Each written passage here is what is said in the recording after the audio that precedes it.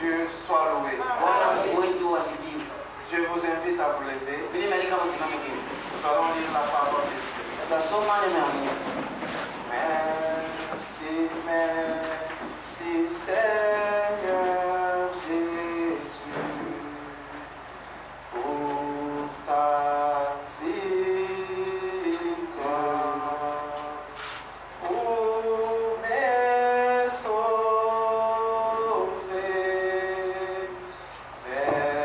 versant ton plus grand amour, ô Sauveur, ô Sauveur. Versant-moi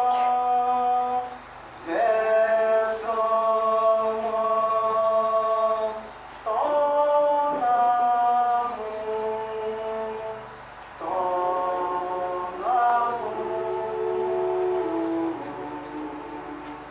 pour qu'enfin je sois tout à toi, ô Sauveur, ô Sauveur, pour qu'enfin je sois tout à toi, bon Sauveur, bon Sauveur. Nous croyons à la prière qui a déjà été faite. Directement, nous lisons le verset 7 du Matthieu 28.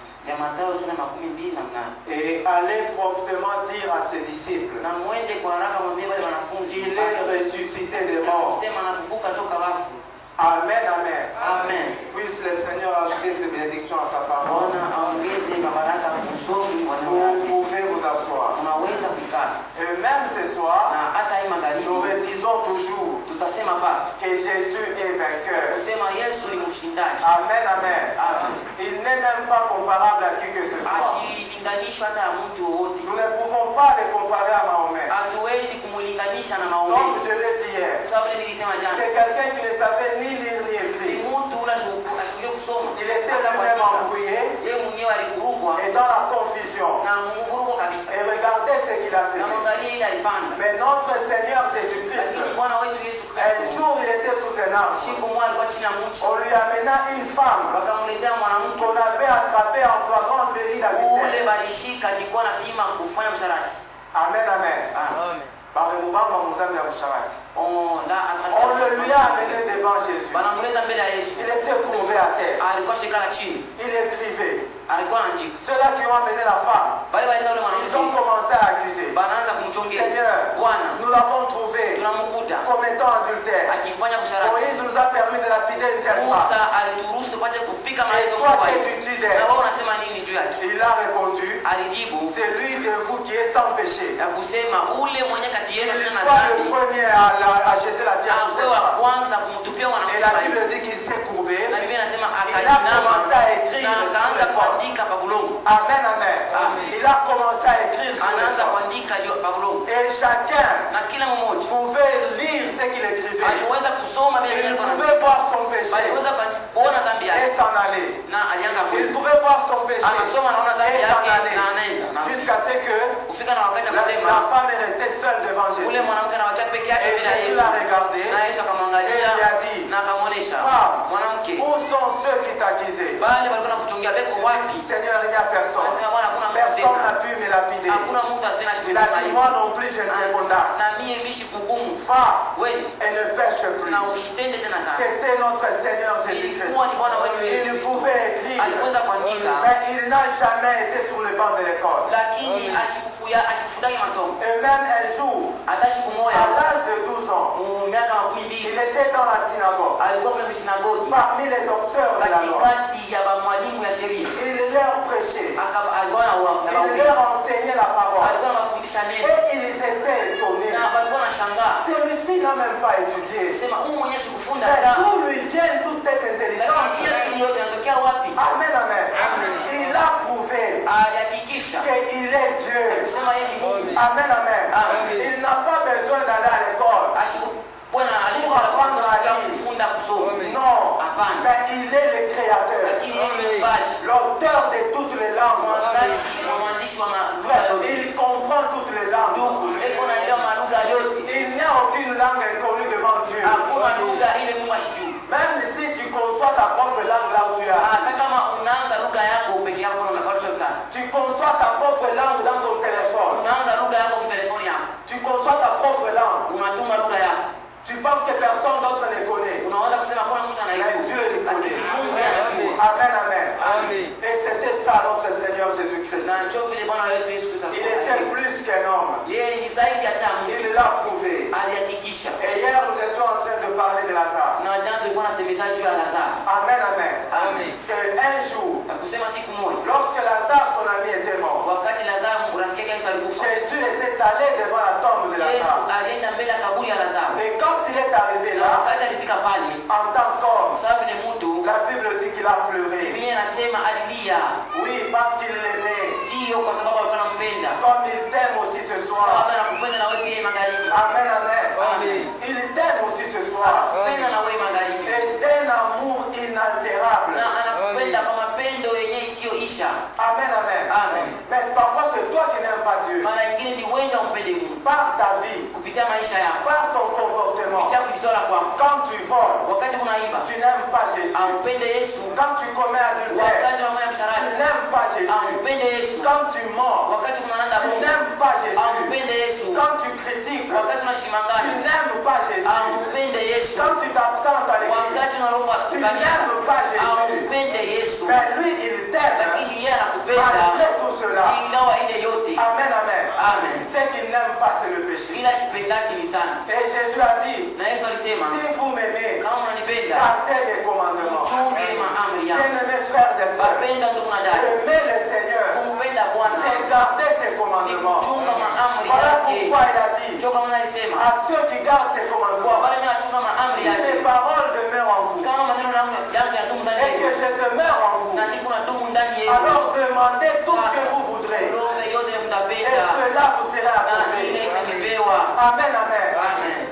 On a besoin des hommes comme ça. On a besoin des gens comme ça qui gardent la parole de Dieu et qui disent au Seigneur, Seigneur, j'ai gardé ta parole. Tu as dit, si mes paroles demeurent en vous, demandez tout ce que vous voulez et cela vous sera accordé. Essayez de faire cela et vous verrez, même si vous demandez je ne sais quoi, il vous l'accordera. Car rien n'est impossible à Dieu. La Bible dit que le ciel est son trône et la terre c'est son marchepied. L'or et l'argent lui appartiennent. Amen, amen. Celui le créateur de l'univers, le maître de temps et de circonstances. Ce soir, aie confiance en lui. Il ne te délaissera jamais. Il ne t'abandonnera jamais. Même quand tout paraît sombre,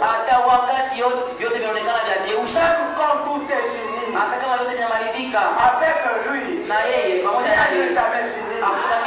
Car il est le commencement et la fin. Et là où ton intelligence termine, là où ta force termine, là où tu vois que tu t'es arrêté, tu as échoué, tu ne peux plus rien. Cela que lui commence, cela que lui envoie faire. Amen, amen. Que le Seigneur Dieu vous bénisse.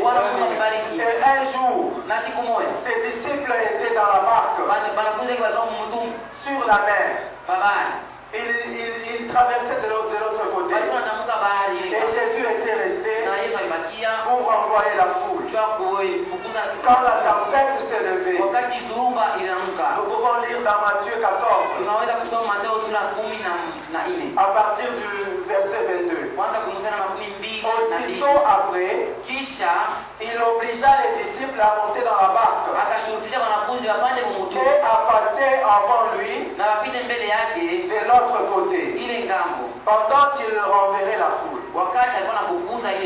Quand il eut renvoyé, il monta sur la montagne pour prier à l'écart. Le puissant conquérant. Il priait aussi. Si lui il priait, maintenant que dire de toi et moi? Que dire de toi et moi? La Bible dit ici qu'il s'est retiré à l'écart pour prier. Le frère Branham dit dans ce message, n'ayez pas peur, c'est moi.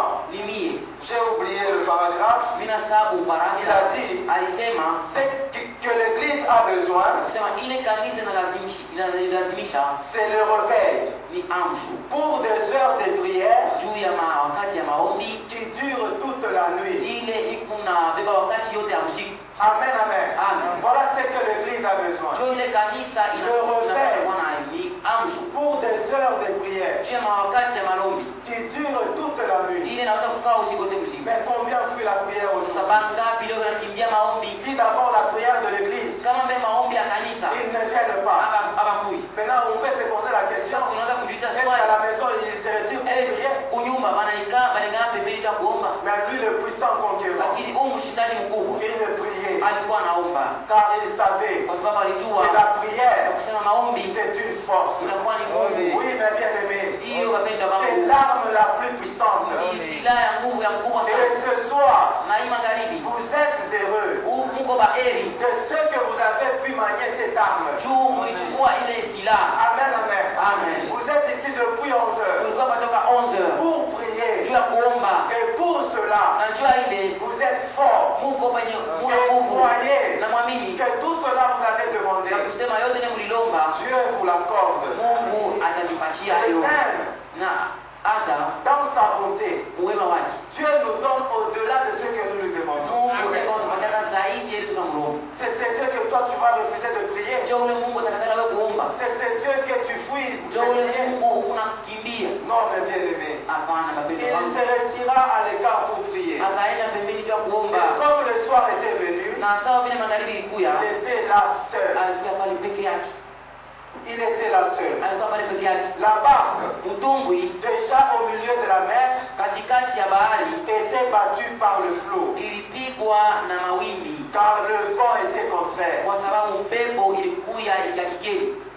À la 4e veille de la nuit, Jésus alla vers eux, marchant sur la mer. Amen, amen. Il est le puissant conquérant.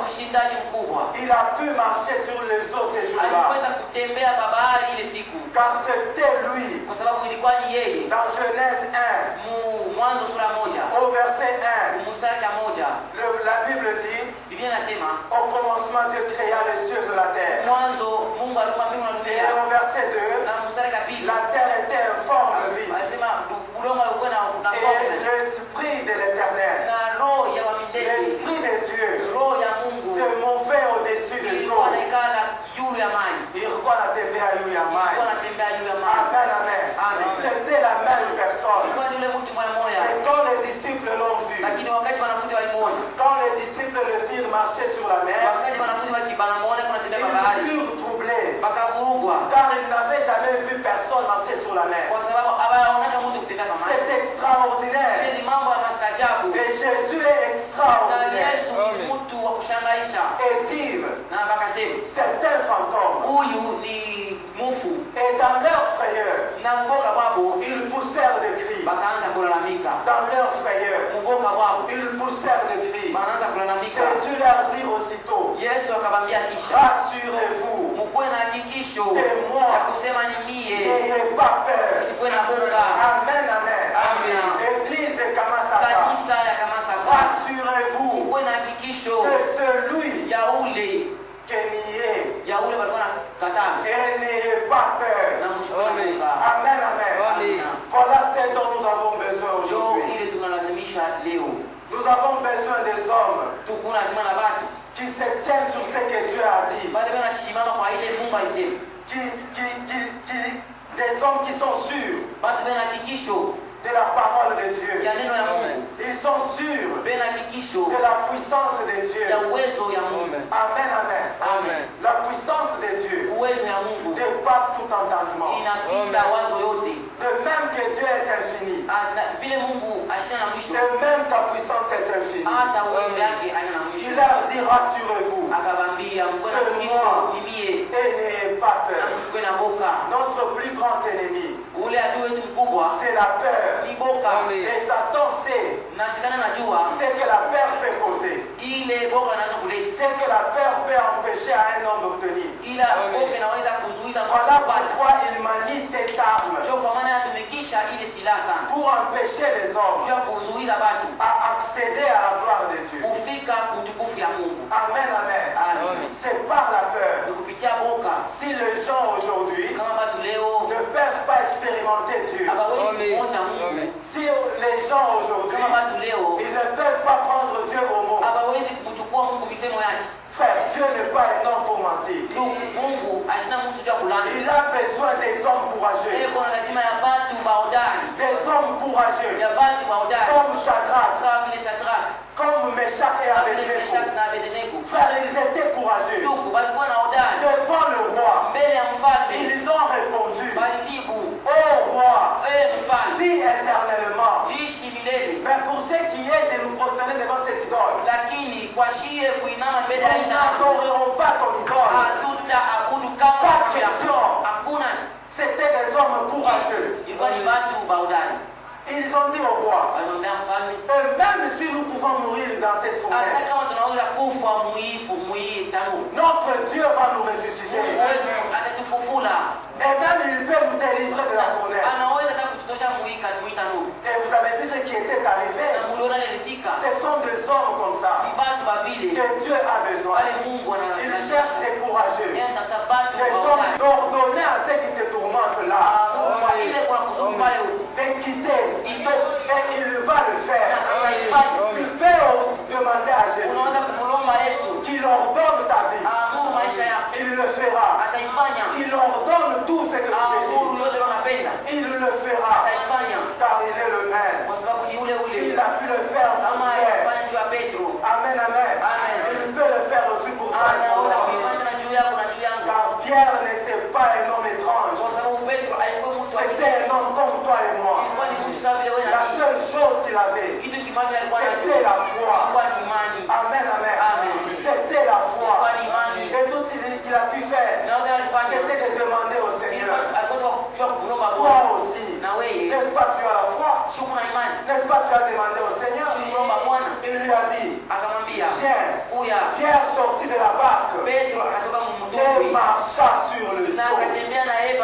Amen, amen. Il a marché sur le eau. Bien-aimés frères et sœurs, si nous suivons le Seigneur Jésus, nous pouvons faire ce qu'il a fait. Car lui-même a dit: celui qui croit en moi. Dans Jean chapitre 11, si je peux le trouver, Jean chapitre 11, verset 12. Non, ce n'est pas là-bas. Jean chapitre 5, le verset 12. Ce n'est pas aussi là-bas.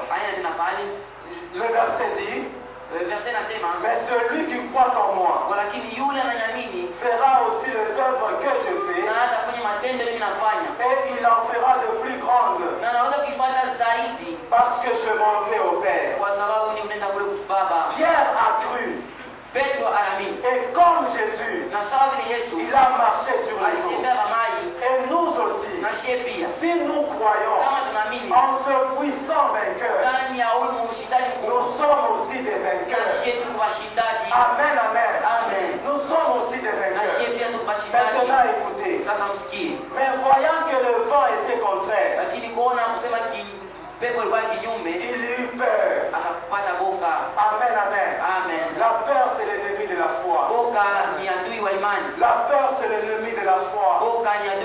Il a commencé à enfoncer parce qu'il eut peur, voyant le vent qui était gardé les regards fixés sur Jésus, il a regardé le vent. Bien-aimés frères et sœurs, ne regardez pas ce qui arrive. Ayez vos regards sur Jésus. Amen, amen. Ayez vos regards sur lui. Peu importe ce qui arrive, même si ça ne va pas, même si tout bloque, même si c'est la fin de l'année, il ne t'a pas encore donné ce que tu lui as demandé, il ne t'a pas encore accordé ce que tu désires, tu n'as pas encore réalisé tous tes projets, mais garde encore tes regards sur lui, car il est le maître de temps et de circonstances. Avec lui, rien n'est jamais fini. Et comme il commençait à enfoncer, il s'écria, Seigneur, sauve-moi. Amen, amen. Frère, nous dépendons totalement de lui. Nous dépendons totalement de lui. Dans chaque situation, invoque ce nom de Jésus. Il est un secours immédiat en cas de détresse. Un secours qui ne manque jamais. Le secours de ce monde arrive toujours en retard. Ce qu'ils appellent intervention rapide là. Ça arrive toujours en retard. C'est une intervention en retard. La véritable intervention rapide, c'est le nom du Seigneur Jésus-Christ. Même en voyage, si tu connais l'accident, appelle Jésus. N'appelle pas maman. N'appelle pas papa. N'appelle pas qui que ce soit. Mais appelle le nom de Jésus. Et tu verras qu'il a fait des tonneaux plus de 6 fois. Il y a des frères qui ont témoigné. Il est le même. Aussitôt, Jésus étendit la main. Le saisit et lui dit, homme de peu de foi, pourquoi as-tu douté? Amen, amen. Bien-aimés frères et sœurs, ne doutons pas. Ne doutons pas de quoi que ce soit. Nous avons Dieu avec nous. Et la Bible dit, si Dieu est avec nous, qui sera contre nous?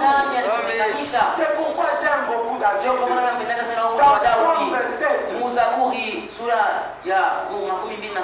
Psaume 27, Psaume chapitre 27, le verset 1. Écoutez ce que cet homme de David dit. C'était avant Jésus. Écoutez ce qu'il dit. Et nous sommes après Jésus. Qu'est-ce que nous pouvons dire? L'Éternel est ma lumière et mon salut. De qui aurais-je crainte? L'Éternel est le soutien de ma vie. De qui aurais-je peur? Quand de méchants s'avancent contre moi pour dévorer ma chair, ce sont mes persécuteurs et mes ennemis qui chancellent et tombent. Écoutez au verset 3. Si une armée s'est campée contre moi, mon cœur n'aurait aucune crainte. Si une guerre s'est levée contre moi, je serai malgré cela plein de confiance. Où sont les hommes aujourd'hui qui sont pleins de confiance? Aujourd'hui, les gens ont confiance dans leur travail. Les gens ont confiance dans leur argent. Ils ont confiance dans le bien, dans les choses de ce monde. Mais combien se confient réellement en Dieu? Esaïe dit, celui qui se confie en l'Éternel, il renouvelle sa force. C'est bon, mais toi, pourquoi tu t'es écarté? Comment tu t'es fatigué? Tu es fatigué, même pour chanter, même pour venir à l'église. Les hommes sont fatigués, même pour faire le bien, même pour aimer leurs ennemis. Ils sont fatigués, même pour supporter les faibles. Ils sont fatigués, même pour visiter les animaux. Ils sont fatigués, même pour fuir le péché. Ils sont fatigués, même pour fuir le monde. Ils sont fatigués. Je serai malgré cela plein de Dans Psaume 23, écoutez ce qu'il dit. Quand je marche dans la vallée de l'ombre de la mort, je ne crains aucun mal. Car tu es avec moi. Amen, amen. La peur, c'est la preuve que Dieu n'est pas avec toi. Car quand Dieu abandonne les noms, c'est comme la peur. Parce que Satan, il attaque la personne que Dieu a abandonnée. Regardez, même quand il a levé la tempête sur la mer, c'est parce qu'ils étaient sans Jésus. Amen, amen. Ils étaient sans Jésus. Et Satan a profité de réaliser ce complot. C'est pourquoi n'abandonnons jamais cet homme. Ayons toujours Jésus avec nous. Où que nous soyons et où que nous allions. Il dit, je ne crains aucun mal. Car tu es avec moi. Ta roulette et ton bâton me rassure. Amen, amen. Vous voyez ce qui pouvait rassurer David. La roulette et le bâton de Dieu. Et nous ce soir, il nous dit rassurez-vous. C'est moi. Nous ce qui nous rassure, c'est le Seigneur Jésus-Christ. Ce sont ces promesses qui nous rassurent. Amen, amen. Sa parole nous rassure. Il est le même hier, aujourd'hui et éternellement. Il dit, même dans la vallée de la mort, je ne crains aucun mal. Car notre Seigneur Jésus, il a vaincu la mort. Il a vaincu la mort, mes bien-aimés. Et la mort, c'est le plus grand ennemi que l'homme ait jamais eu. Amen, amen. Mais notre puissant conquérant, notre puissant vainqueur, c'est lui que nous sommes venus suivre ce soir. C'est lui que nous sommes venus prier ce soir. C'est lui que nous sommes venus adorer. Il a vaincu la mort. Ces jours-là sur les calvaires. Écoutez ce que Frère Branham dit dans ce message de puissant conquérant de 1958. Il y a 1958. Le 10 janvier. Le 10 janvier. Il dit ceci. Anasema hivi. Au paragraphe 17. Paragraphe 17. Je commence au milieu. Le plus grand ennemi que l'homme ait jamais eu, c'est la mort pour tous les hommes. Amen, amen. Et un jour, il est allé au calvaire. Il est allé sur la croix. Lui, une fois pour toutes, il a conquis le plus grand ennemi de l'homme. Le plus grand ennemi que l'homme ait jamais eu. Il a conquis la mort pour nous tous. Amen, amen. Il a conquis la mort pour nous tous. Et si vous croyez cela, vous n'aurez pas peur de la mort. Vous n'aurez pas peur de la mort. Vous verrez les gens comment ils auront peur ici en décembre. À cause de la peur de la mort. Vous verrez comment ils seront ballottant ça et là. Ils vont errer ça et là. À cause de la peur de la mort. Mais nous n'avons pas peur. Car il a vaincu la mort pour nous. Oui, quand il est mort, cela n'a pas mis fin à la chose. Amen, amen. Nous pensons que la mort c'est ça la fin. Mais quand Jésus était mort, ce n'était pas la fin. C'est alors qu'il a commencé maintenant. Il devait toujours être le puissant conquérant. Amen, amen. Et dans le message, ce jour-là sur les calvaires, Frère Branham dit au paragraphe 44, le grand point important, au paragraphe 41, dernière partie, il dit c'est un jour tellement important de tous les jours que Dieu a fait poindre sur la terre. C'est un des jours le plus important. Ni siku moja ya mafaa kabisa. Amen, amen. Amina. Si ces jours aujourd'hui, Kama ile siku leo nous sommes rassemblés ici ce soir comme nous sommes là, tunakusanyika hivi kanisa c'est hili, parce qu'il y a eu un jour, ni kwa ajili kulikuwa siku ce moja, jour-là sur le ile calvaire. siku kukalvari. Il n'y a jamais eu un jour comme celui-là. Kuyaka siku inapita ile Et siku. il n'y en aura jamais. Na kutoka siku. C'est le jour où notre Seigneur, Ni siku ile Bwana wetu il a dépouillé Satan. alimshinda Il shetani. a vaincu le plus grand ennemi de l'homme. Anashinda Il a vaincu la mort. Anashinda kifo. Il a vaincu l'enfer. Anashinda Il a vaincu le monde. anashinda dunia. Il a vaincu les péchés. Anashinda dhambi. Et quand il était là sur Na la wakati croix, alikuwa kule kumsalaba, il y avait des moqueurs. kulikuwa watu wa Si kumchekelea. tu es fils de Dieu, Kama uko mwana wa Mungu, descends de la croix. shuka kumsalaba. Mais il savait Lakini alijua qu'il mourrait ya kusema anaenda kufa pour la race de Shidadam. juu ya ile ngozi yenye kuharibika ya Adamu. Tu as battu ton Adam et poter. Juu ya watoto wa Adamu yenye kupotea.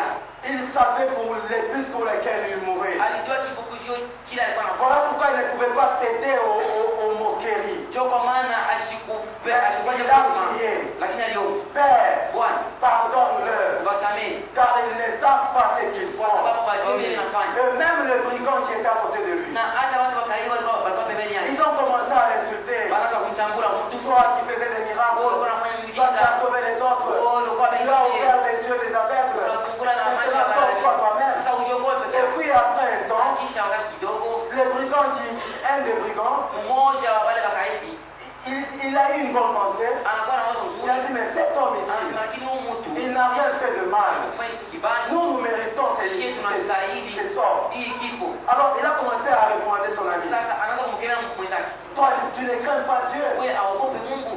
Toi et moi, nous méritons ça. Wewe na mimi tunastahili. Mais lui, quand il fait Lakini yeye anafanya pour mériter ces châtiments. juu ya kustahili hii mateso. Amen, amen. Amen. Et il a dit, Seigneur, Na alisema Bwana, souviens-toi de moi unikumbuke quand tu reviendras dans ton règne. wakati utarudi mtawala wako. Amen, amen. Amen. Il ne refuse jamais à aucune demande. Ashikatarake lombi hata moja. Et il lui a répondu, Akamjibu, ce soir même, hii magharibi tu seras avec moi utakuwa pamoja na mimi dans le paradis. kule paradiso. Frère, ce que Jésus dit, Ndugu, ile Yesu anasema ça s'accomplit. iko C'est natimizika. pourquoi, Ndio kwa maana à celui qui croit la parole, kwa ule na mimi neno, à celui qui croit la parole de Dieu, kwa ule na mimi neno la Mungu. Dieu manifeste sa gloire. Mungu weko naonyesha utukufu yake. Et après cela, Kisha ile il était fatigué. alichoka. Il a eu même soif. Akakuwa na kiu. Il a demandé de l'eau. Analomba mai. On lui a donné du vinaigre Wanampatia vinyago à la place de l'eau. baada ya kupatia mai. Et quand il a goûté, c'était le Na vinaigre. wakati anagusa ana vipande vya uchachu. Quand c'était le vinaigre, Wakati vya uchachu il a baissé la tête. anakunjamsha kichwa. Et la Bible dit qu'il a rendu l'esprit. Na Biblia inasema Et akatoa avant cela, na mbele ya il ile s'était d'abord écrié, alilalamika kwanza. tout est accompli. Yote inamalizika. Amen, amen. Amen. Tout est accompli. Yote inamalizika. Le salut est accompli. Wokovu inamalizika. Ce soir, Hii magharibi. le salut est encore Wokovu disponible. ikibariki. Si tu veux être sauvé, Kama unapenda kuokolewa, c'est possible, tu peux être sauvé. inawezekana unaweza kuokolewa. Tout est accompli. Yote inaweza kumalizika. Le salut est accompli. Wokovu Le inatimizwa. pardon est accompli. Usalama La unatimizwa. réconciliation est accomplie. Upatanisho unatimizwa. La paix est accomplie. Salama unatimizwa. C'était notre paix. Ilikuwa ni salama yetu. Il a accompli à la Ila croix. ilikuwa kule kumsalaba. C'était notre bonheur. Ilikuwa ni heri yetu. C'était notre guérison. Ilikuwa ni matunzo yetu. Amen, amen. Amen. Ce n'est pas aujourd'hui Haina leo. que Jésus t'a guéri. Yesu alikutunza. Il t'a déjà guéri. Acha kutunza. Il y a 2000 ans Acha passés. kupita miaka Ce maelfu. n'est pas aujourd'hui Haina leo. que Jésus t'a béni. Yesu akubariki. Il t'a déjà béni. Acha kubariki. Il y a 2000 ans passés. Amen. Car à la croix, Sawa il kusalaba. a pris nos malédictions. Alichukua malaana C'est yetu. pourquoi ce Kwa soir, maana hii magharibi. je ne crois pas Misha mimi. qu'il y ait sur moi une malédiction. Kwa juu yangu malaana. Parce que Jésus a pris toutes mes Kwa malédictions sur sababu la Yesu croix. alichukua malaana yetu. Amen, amen. Amen. Les malédictions de ma famille Malaana ya ne jamaa yangu. peuvent rien faire. Haiwezi kufanya kitu. Vous le craignez pourquoi? Unaogopa jana. Oh, il faut briser les liens de la famille. Utakunja makamba ya Car jamaa. Jésus a tout vaincu pour nous. Yesu Et je suis libre en Jésus. Il a pris mes malédictions. alichukua malaana. Tel que vous me Ili voyez, mnaniona. je ne suis pas maudit. Mimi sina Et toi aussi, si tu crois, Wewe kama unaamini. bénédiction. Car Jésus a pris toutes tes malédictions. Amen, amen. Il a dit tout est accompli. Frère, tout est accompli. Nous ne manquons de rien. C'est à toi maintenant de prendre ta guérison et de repartir avec. C'est à toi maintenant de prendre chaque privilège. Frère, nous devons réclamer chaque privilège, chaque héritage pour lequel Jésus est mort à la croix. La Bible dit, il s'est fait pauvre pour nous enrichir nous. S'il y a besoin de l'argent, à la croix, il y a des dollars. Tu as besoin de ne pas mentir ce soir. C'est tout est accompli. Mais toi seulement, et par la foi, réclame ce qui te revient. Le plein droit. Car Jésus a tout versé. Et quand il a rendu là, il est allé dans les régions inférieures. Il est allé dans les régions inférieures. Il est allé là où était Satan et ses démons. Ils étaient dans une réunion. Ils pouvaient se frotter. Ils disent que nous l'avons eu. Nous avons gagné. Les voilà, ils mourant sur la croix. Les voilà mourant sur la croix. Réjouissons-nous maintenant. Ils se réjouissaient là-bas. Mais le puissant conquérant, il est descendu. Pendant que son corps était resté sur la croix. Son corps percé, couronné de billes. Ses corps martyrisés. Il gisait là, sur la croix. Et son esprit est allé dans les régions inférieures. Amen, amen. Et quand il est arrivé, il a toqué avec autorité. Quand il est une autorité. Et Satan a été. Tout s'est calmé. Ils ont commencé à se regarder. Mais c'est qui encore? C'est qui encore? Nous sommes en train de nous réjouir. Nous avons eu une grande victoire. C'est qui encore qui tombe comme ça? C'est le démon. Vas-y d'abord là-bas. Et le démon, il meurt. Il nous contrôle à Yves. Vas-y toi-même. Et Satan est allé. Et quand il a ouvert la porte, il a vu un homme. Il a vu un homme de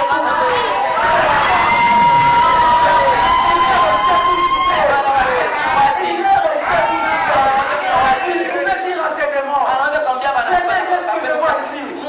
Cet homme, n'est-ce pas lui que nous avons crucifié sur la croix? N'est-ce pas lui? Mais qu'est-ce que je vois? Comme le roi là qui avait jeté Shadrach, Meshach, il était aussi étonné. Mais qu'est-ce que je vois? N'avons-nous pas jeté 3 ans? Mais d'où vient le 4e? Et Jésus a dit à Satan, je suis le Fils de Dieu. Et j'ai vaincu sur la croix. Tu pensais que tu pouvais m'avoir? Tu pensais que tu pouvais me tuer? Comme tu as tué tous les prophètes. Comme tu as tué tous les hommes. Mais moi je suis le Fils de Dieu. Donne ici le clé. Donne ici le clé. Et Satan, tout en tremblant, et s'agenouillant,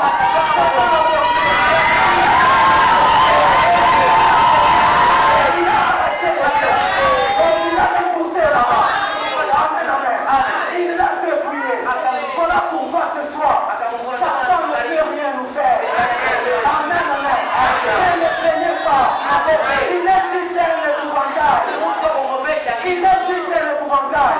Et Jésus a dit, je tiens les clés de la mort. Et du séjour de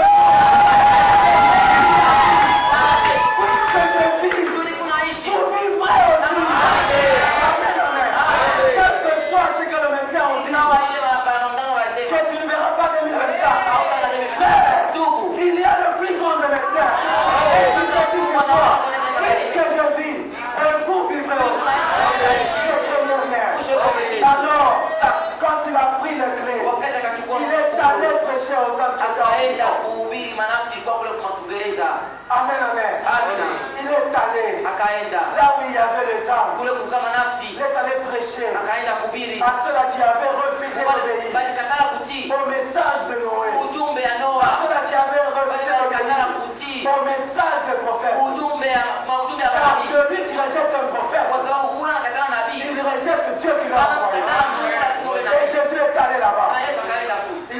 prêché akawahubiri ce mois ni mie que Noé avait prêché. ule Noa alihubiri Ce mois ni mie que Noé vous avait dit. ule Noa alionyesha J'avais envoyé Noé nilituma Noa pour vous dire ndio kunionyesha d'entrer dans l'arche. mwingie Mais vous êtes msafina moqué de Noé. lakini mchekera Noa Et ils ont cru maintenant. na wanaamini Oh sasa Seigneur, écoutez de Bwana nous. utolee Mais huruma c'était déjà fini. Bali kwa Ils avaient déjà franchi la ligne. Amen, amen.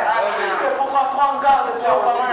Prends garde avec l'incrédulité. Un jour, siku moja tu douteras la dernière fois. Et ça sera fini pour toi. Un jour, siku moja tu commettras le péché pour la dernière fois. Et ça sera fini pour toi. Un jour, tu écouteras la parole de Dieu pour la dernière fois. Et il les a dit, c'est trop tard. Je ne puis rien faire pour vous. Avec toutes ces clés qu'il avait, il est allé maintenant. Il est allé là où était le bien-aimé. Là où était le croyant de l'Ancien Testament. Amen, amen. Et quand il s'approchait, là où les bien-aimés étaient, là où le croyant était, il chantait des cantiques, il chantait des hymnes. Et tout à coup, ils ont vu une grande lumière. Ils ont vu une grande lumière. Et ici, ils se sont dit, mais qu'est-ce qui se passe là? Mais celui qui vient là, amen, amen, c'était le puissant conquérant. Amen, amen. Frère, quand lui il vient, c'est d'abord la lumière qui lui précède. C'est d'abord la lumière qui lui précède. Et il est arrivé, il a ouvert la prison. Le premier à voir, c'était Abraham. C'était Abraham. Et il lui a dit, mes enfants, ne craignez rien. J'ai vaincu. Et je suis venu vous délivrer. Je suis venu vous faire sortir d'ici. Car le croyant de l'Ancien Testament, il ne pouvait pas monter parce que le péché, les péchés les empêchaient. Parce que le sang de bouc ou le sang de bête ne pouvait pas ôter le péché. Il ne faisait que couvrir le péché. Mais ils attendaient le sacrifice parfait. Et ce jour-là, le sacrifice parfait était devant eux. Et quand il a dit, mes enfants, je suis venu vous prendre. Abraham dans sa joie, il a appelé Sarah. Sarah vient vite. Sarah vient vite voir. N'est-ce pas celui-ci? N'est-ce pas celui-ci qui était venu nous visiter? Qui avait mangé chez nous un veau et du lait. Et Sarah pouvait aussi venir en courant. Elle pouvait aussi venir en courant. Et regardez au-dessus de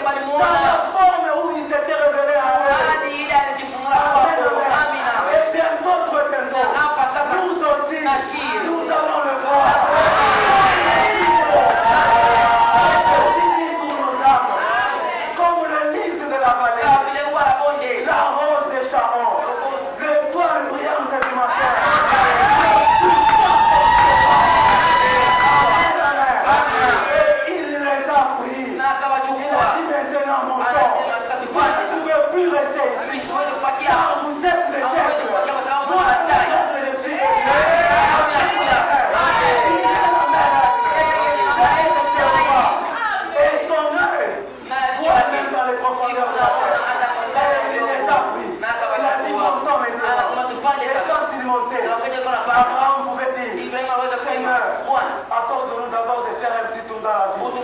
Il a dit, ça va, il n'y a pas de problème. Vous pouvez y aller. Et la Bible dit, étant sortis de cette vie, ils apparurent à quelques-uns dans la vie. Matthieu chapitre 27. Matthieu chapitre 27. Frère, ce jour-là, c'était merveilleux. Matthieu chapitre 27. Prenons le verset. Matthieu 27. Le verset 50. Et voici, le voile du temple se déchira en deux. Depuis le haut jusqu'en bas. La terre trembla. Et les rochers se fendirent. Les sépulcres s'ouvrirent. Et plusieurs corps de saints qui étaient morts ressuscitèrent. Étant sortis des sépulcres. Après la résurrection de Jésus, ils entrèrent dans la ville sainte et apparurent à un grand nombre de personnes. Amen, amen. Ils sont d'abord apparus à un grand nombre de personnes. Des hommes, vous pouvez voir. Celui-là, comme Abraham, c'est Sarah. David est là. Salomon, Job, ils pouvaient le voir. Amen, amen. Bientôt, très bientôt. Nous verrons le monde. Amen, amen. Nous verrons le monde. Notre bien-aimé Marcel, qui nous a précédés. Nous allons le voir. Très bientôt, nous allons le voir. Étant notre bien-aimé. Et Jésus les a pris. Maintenant, montons. Et quand il montait, il les amenait maintenant au ciel. Au paradis d'en haut. Amen, amen. Car il devait représenter les sacrifices. Il devait représenter le sang. Et quand il montait, il est arrivé aux portes du ciel. Amen, amen. Et les saints chantaient. Tellement que c'était une grande joie. Leur joie, ils chantaient. Et les anges ont entendu des cris. Ils ont entendu des cris. Amen, amen. Ils ont entendu des cris. Et quand ils sont arrivés tout près, les saints de l'Ancien Testament ont dit, porte ouvre-toi. Levez-vous les dos. Amen, amen. Et quand ils ont crié, les anges ont répondu. Psaume chapitre 24. Le verset 7. Il dit, porte, élevez vos létaux. Élevez-vous, portes éternelles. Que le roi de gloire fasse son entrée. Les anges ont entendu le bruit. Et ils ont répondu, qui est le roi de gloire? L'Éternel fort et puissant. Amen, amen. L'Éternel fort et puissant. Il est toujours le même. L'Éternel fort et puissant. L'Éternel puissant dans le combat. Il est puissant dans le combat. Rappelez-vous des enfants d'Israël. Devant la mer Rouge. Et derrière eux, il y avait Pharaon. Ils ont commencé à crier. Ils ont commencé à pleurer. Mais Dieu a dit à Moïse, dis au peuple, et gardez silence. Amen, amen. Et toi aussi, garde silence. Car celui qui combat pour toi, c'est le puissant contre toi. Il te sommeille une gorge. Celui qui te protège, celui qui te garde. Élevez-vous, portes éternelles. Élevez-vous, que le roi de gloire fasse son entrée. Qui donc est ce roi de gloire? L'Éternel des armées. Voilà le roi de gloire. Amen, amen. Et ce jour-là, c'était un grand défilé au ciel. C'était un grand défilé. Abraham est entré. Jacob avec lui. Isaac avec lui. Et ils ont dit, voilà la cité dont notre père attendait. Voilà la cité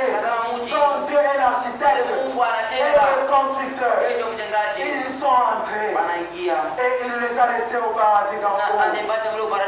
C'était un grand défilé. Amen, amen.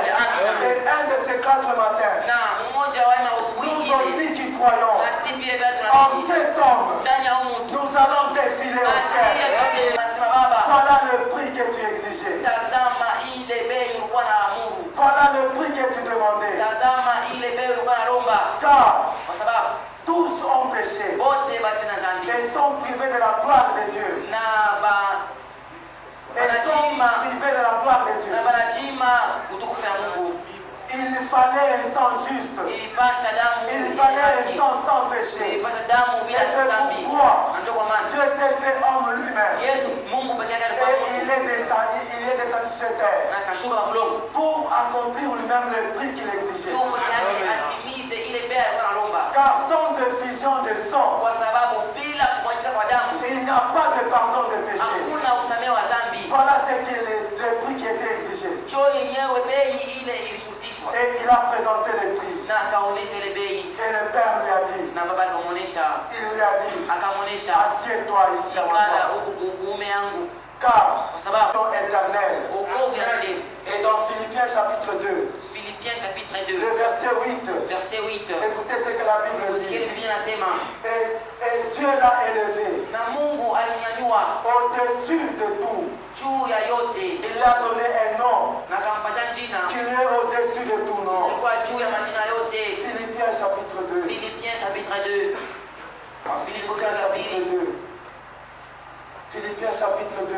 chapitre 2. À partir du verset 8.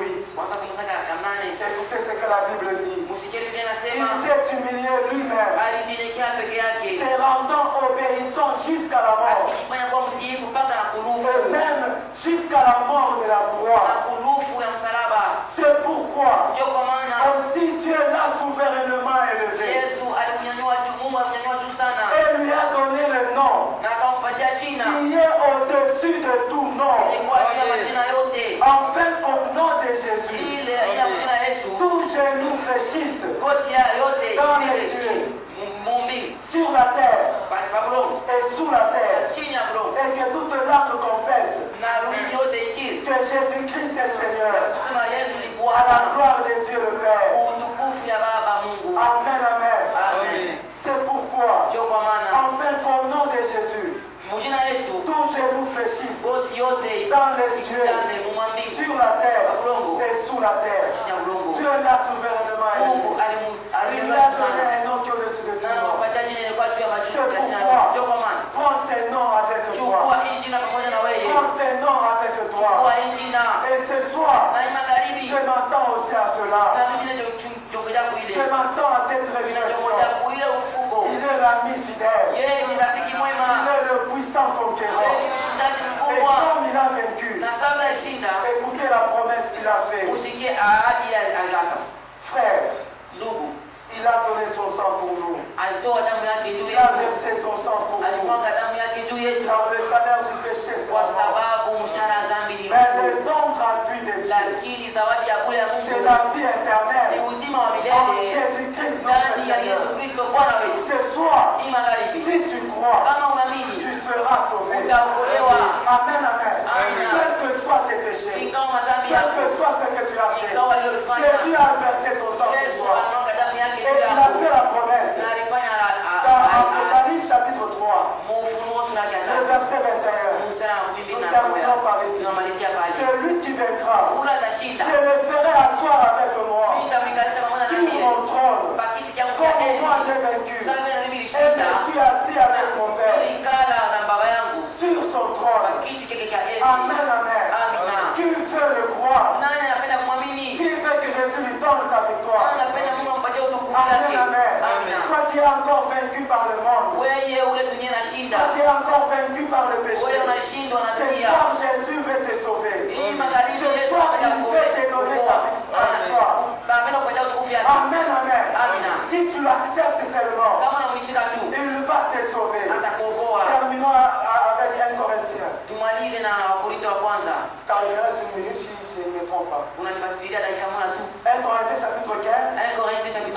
Le verset 55. 55. Écoutez ce que l'apôtre Paul dit. Msikie mtume Paulo anasema. Car lui aussi il croyait. Kwa sababu yeye na yeye Dans notre anaamini bien-aimé Seigneur Jésus. ndani ya Bwana mpendwa Toi wetu aussi, Yesu si Kristo. tu crois, Na wewe kama tu unaamini seras le bienheureux. utakuwa Et mpendwa. ce soir, Na il magharibi veut te sauver. anapenda Il kukuokoa. veut te donner ta victoire. Anapenda kukupatia ushindi wake. Amen, amen. Amen. Oh mort, où est ta victoire? Lufu, ushindi wako Oh wapi? mort, Lufu, où est ton aiguillon? ushindi wako wapi? Le guillon de la mort, Ushindano wa lufu c'est le péché. ni dhambi, Et la puissance du péché, na uwezo wa dhambi c'est la loi. ni sheria.